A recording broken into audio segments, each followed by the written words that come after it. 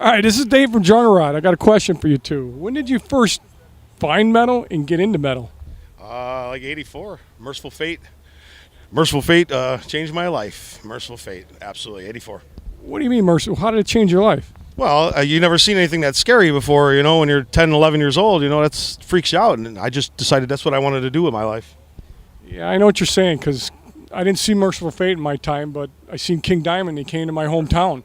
They actually played in my hometown, pretty rare, Kenosha, Wisconsin. They played there, and that was the first time I seen them as well, and they scared the shit out of me, too. But it was awesome. It was. Scary, like, and I was a little kid, exactly. I think I was 14 at the time, 15. Oh, man. Were you passed out almost? Huh? We can get to that, too. Now, Geoff, how did you find metal and get into it? Well, you know, I was in 4th grade. I had a buddy of mine that sat across the room from me, and I grew up a real sheltered life and didn't really get out a lot. And, yeah, you know, Sheboygan, Wisconsin will do that to you.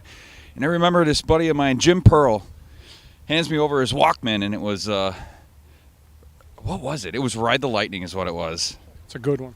And I think, you know, just the tones of those Marshalls is what grabbed my soul. And I guess ever since then, it just graduated from there. I know what you're saying. Me, myself, I have a long history of punk from my town. I found the underground from the punk, and then as the punk scene moved on, it came into metal. But my first metal show was, as Jimmy mentioned, was actually Venom, Slayer, and Exodus, the Ultimate Revenge Tour, and I know you know it. I was there in Chicago and Milwaukee. I was 3. I got a story if you want. You got time, I got a story to tell you about it, man. I ended up getting there super early, man. I remember, this is what I remember now. I got there super early with my buddies. I got out of the car, and all of a sudden I hear, this is the first time I ever heard satanic chanting. I heard it from a distance. Open the gates of hell. Open the gates of hell. You know, I'm a young kid here now, man. I'm like, holy shit, what the hell is this, you know? And I knew who Slayer was in Venom, but I wasn't full-blown, you know, like these open the gates of hell guys, man. So I go to the show. I go in. I get front row. Front row, man. Exodus. Piranha. Bail off. You know what I'm talking. It ain't about no goldfish. And it ain't about no tuna fish. And it ain't about no trout. This song is called Piranha. Slayer. Tommy, I still remember today, had a bloodshot eye. He must have broke the blood vessels. Blood. Still remember to this day. Then Venom came up. I'm sitting there waiting for Venom to come up. And they come out, flash bombs. What happens to me? I hit the ground. Because I'm front row, blackout. While I'm on the ground, people are going through my pockets. Through the pockets trying to rip me off. Remember, this is my first metal concert now. I couldn't see nothing, so I'm fighting them off. I crawled my way to the nearest thing. I'm trying to get out of the crowd, and I finally hit a wall, and I sat there. And I remember, Jimmy, the song they were playing, Poisoned. And I was poisoned, man. Until this day, I have not been the same. So that was my first first metal show, man. James, tell us how you became a bass player. Well, my dad was a bass player, so there was always a bass laying around the house, and, you know, I just picked it up, kind of, just played with it, and, you know, I got into metal. He didn't approve of the metal, but I got into it anyway, and it just went from there. But I started off with funk and soul, which, go believe that. That's why you play with the fingers still, because you play with the funk. I like Absolutely. There's got to be some, you know, some change in there. The pick's very steady, but I like the change. It's more feel. It's the real deal, you know. That's what it is. And Geoff, how about you? How about the guitar? Lead guitar on top of it. You know, the guitar was a progression. You know, the first bands I was in, and you know, in high school and stuff, I played drums. Guitar was just, you know, something that, I guess when you're in high school and you're starting to play out with your friends, and there was a million guitar players and there was never a drummer. And that's just what happened. And then, I don't know, out of high school, there was never a bass player. Then I played bass. And then the guitar was always something I diddled with and stuff. And I don't know, 2000, I started getting a little bit more serious about guitar, and here I am. It's funny how things have changed. Like you said, in 2000, now we're in almost 3,000, and it's all about drummers these days, is it not? Now there's drummers everywhere. I mean, back in the day, you couldn't find a drummer. Now you can find one anywhere, man. But me with the guitar, how I got into guitar and singing, right there, Destruction, Creator. You know, they influenced me to the max. I remember seeing Creator at the Cubby Bear. Jimmy knows the Cubby Bear. Jimmy was there. I mean, I remember going there, and I remember leaving. They were with Corner. I remember leaving, saying that's exactly what I want to do, and that's when I started. Let's talk about drummers for a little bit. What is the most difficult part dealing with drummers, guys? I don't know, man. They're all kind of goofy. They all got their little quirks. They're usually these smart guys in the band, but they're usually just the awkward ones in the band too. I don't know. I don't get it in our band anyway. What I've noticed in the last 5 years, I think, is that there's this new age of drummers coming up. I agree. That work on technique, and they're so technique orientated that you give them a Hate Eternal song and they can play it flawlessly. And then you give them an AC/DC song, and it's one of the hardest things that they can possibly try to learn is how to play In the pocket. in the pocket. Slow. That's my favorite saying, in the pocket. I think with drummers, I've been through our fair share of drummers. They all have their issues, but we all fine-tune them in, and it works out to our advantage in the end. No, well, we've been working away hard. We got 7 songs written. Jimmy's got to finish some lyrics yet, but I got a couple songs in my repertoire too to bring to these guys and have them work them out.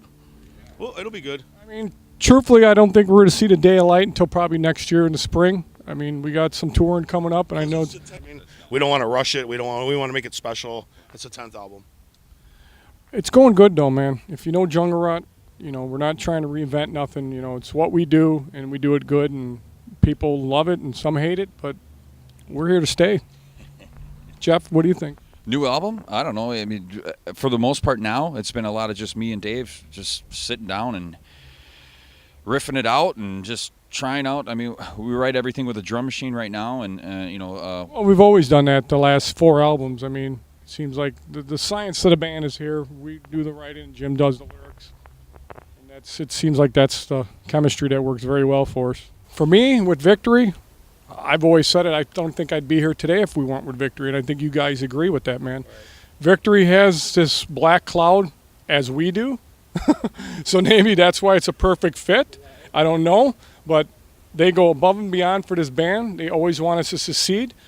They treat us first class, and whatever happened in the past with other bands is not happening to us. And so we have a great time with the label, man, myself. I mean, we have a very good relationship. Grew up with Tony. I mean, he's like a brother to me. I mean, I really don't know what goes on with the other bands. All I know is we're getting treated well. I mean, what do you think?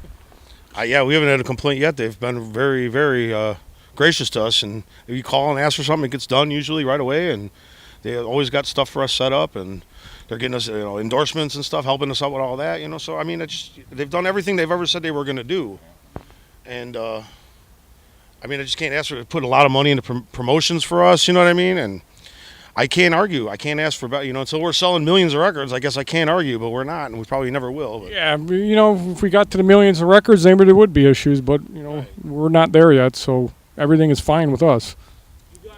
check. He said check.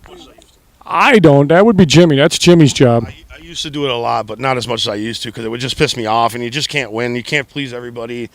And at this point, I'm just older now, and I just really don't give a fuck. I mean, I'll still read reviews here and there, especially if the label sends them to me and wants a response or something. But I mean, I just don't want to. So the negativity, people are always so tough behind their keyboards, you know what I mean? And they got a lot to say, man, and it's stupid. It's really stupid that I can't read it. I can't read it anymore. I'm against all of it myself. I'm waiting for Facebook to die, and I think when that dies, I'll be in a better place. So that's all I can say. I don't spend any time reading them. I mean, I might read the first 3 lines, and then usually I had enough. Yeah, you've had what you need to hear right there. I'm not an online guy at all. I'm very private to myself, so They're not. that's how it is. Dave, they're not going to discourage us. This is what it is, How do I deal with depression? The music. The music's always been my therapy. I've always said that. I mean, I don't know. I might hurt somebody if I didn't have it. I mean, so this this does help me a lot, man. It doesn't keep me depressed. It keeps me fresh. It really does. It opens me up. It cleans me out, and it's a good way of living. I dealt with depression for many years with pharmaceuticals, and once I get rid of those, I was not so depressed anymore. But everybody goes through bouts of depression. You just got to tough it through, I just gotta. It can always get better. Can't you know? You can't let it bring you down. Yeah. Everybody fights depression, and for me, I guess maybe it's a little more seasonal. Maybe it's not related to other things. You know, we live in Wisconsin. Winter's brutal. You know, it's easy to get when it's dark half the damn day. And People get that, man. What do they call that? Like seasonal. Yeah, they get that. I know what you're talking about, though. Yeah, it's just one of those things. But heavy metal has always been the best outlet of all the forms. I mean, I play classical piano. I can play acoustic guitar. But when you get done, even if it's just me and the guys jamming, you just feel so much better. And I know, I guess I know where this question is coming from, and I don't know. You know, I was a big fan of the band. You know, growing up, you know, Soundgarden, and you know, I can't imagine what Chris was thinking at the end. You know, he was spread out so thin. I can't imagine what kind of pressure he was under, and you know, yeah. I don't get it at all because in my mind, I don't know. We'll just leave it as that. Usually, because we don't really practice too much as a band. We kind of fly in our drummer the day before we start a tour, and we got to rehearse what we know, and they kind of know limited what we give them, and kind of screws it. But back in the day, I used to love that. I used to feed on the crowd. What? You know, that was good times, man. I'd like to get back to that someday. We're a little bit more structured now. It's a little bit more structured because we had to structure ourselves with the tours and the time restraints that we have. You know what I mean? And we got to structure ourselves with the drummers the songs that they play best are the ones we play live. Like if they come in and they play a song we ain't played and they don't nail it, we don't play it. You know. That's true too. What was I just going to say? I lost my thought, but I think Jimmy hit it with, you know, every drummer's been a little bit different for us, and for what their strong points are and their abilities. Yep. Song I would want played at my funeral: "Strong Shall Survive." Hallelujah by Leonard Cohen. I never gave it any thought. You know, maybe I think differently, but you know, once I'm dead, do I got to worry about anything? Not really. That's been my motto forever, though. Strong shall survive.